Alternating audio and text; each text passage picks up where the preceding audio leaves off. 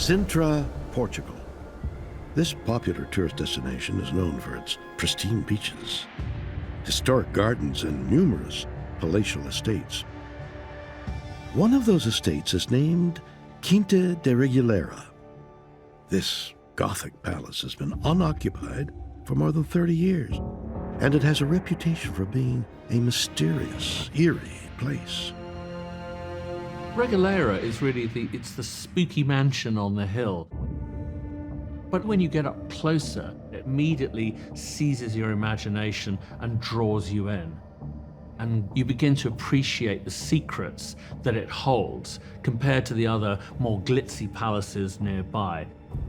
According to historical records, Quinta de Regulera is an ancient estate that dates back nearly 1,000 years. And it was bought in the late 19th century by an eccentric Portuguese businessman named Carvalho Monteiro, who reportedly had a fascination with the occult. Monteiro was a multimillionaire, and he embraced all manner of mystical philosophies and traditions. And so he invested an awful lot of his wealth at Quinta. He enhanced the property to add symbolism. There are statues and inscriptions and carvings that are connected with Freemasonry, the Knights Templar, and occultists of various descriptions. Monteiro basically adapted the property into this extraordinary sort of theme park to the occult. People thought it was odd, but to a serious occultist, if you've got the money, you're going to go for it. And that's exactly what he did. Each year, thousands of tourists visit Quinta de Regulera to walk through the palace and gardens. But what attracts the most attention is a curious underground structure known as the Initiation Well.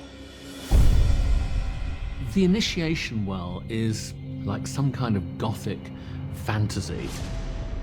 It's called the Initiation Well, but it's not a well.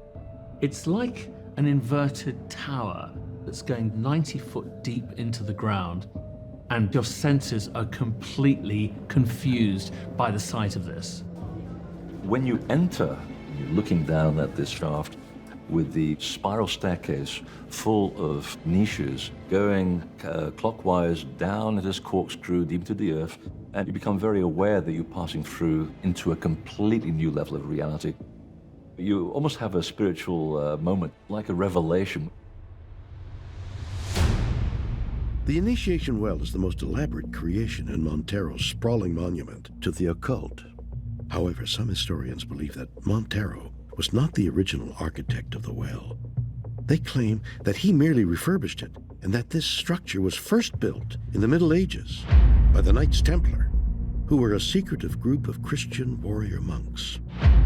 It's highly likely that the Templars were responsible for the well.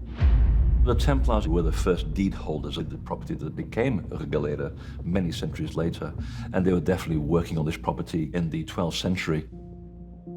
Another piece of evidence which suggests that the Knights Templar built the Initiation Well is the fact that there is a network of underground tunnels that extend out from it. At the bottom of the well, you suddenly find yourself in this labyrinth of tunnels which go every single direction. Some of the tunnels extend deep into the mountain to the point where you could come up underneath a chapel or a convent in a hilltop 5 miles away. The whole place is honeycombed to tunnels. So there's plenty of evidence for the Templars being there.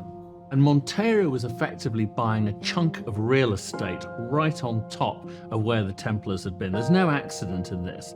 He's then recreating what he thinks the Templars stood for. It's believed that Monteiro may have been looking for something the Knights Templar have left behind in those many tunnels that were underneath, which may have included the Holy Grail. According to Christian tradition, the Holy Grail was the chalice that Jesus drank from at the Last Supper. The Knights Templar were known to have searched for important religious artifacts while in the Holy Land during the Crusades. And there is evidence to suggest that if they did find the Holy Grail, they may have brought it to Portugal. One of the big clues that we know that the Templars left something of incredible importance there lies in the seal that was printed by the first King of Portugal in a deed that he gave to the Templars.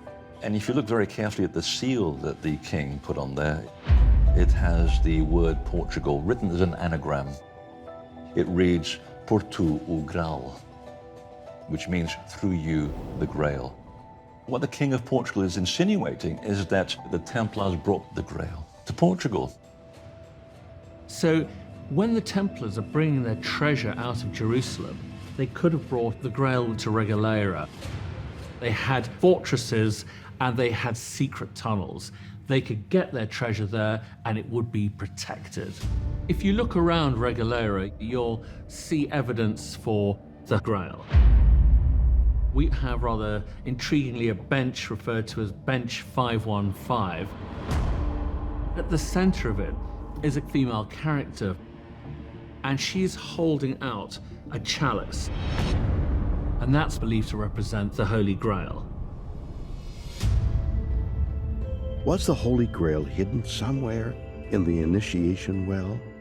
And if so, did Montero find it there?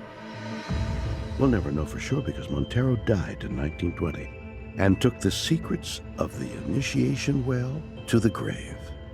You come away from Regaleira, there's no doubt it's the initiation well that plays on your mind. It's so odd that so much effort went into creating this, and yet, what does it all mean? And that's what is the big unanswered question.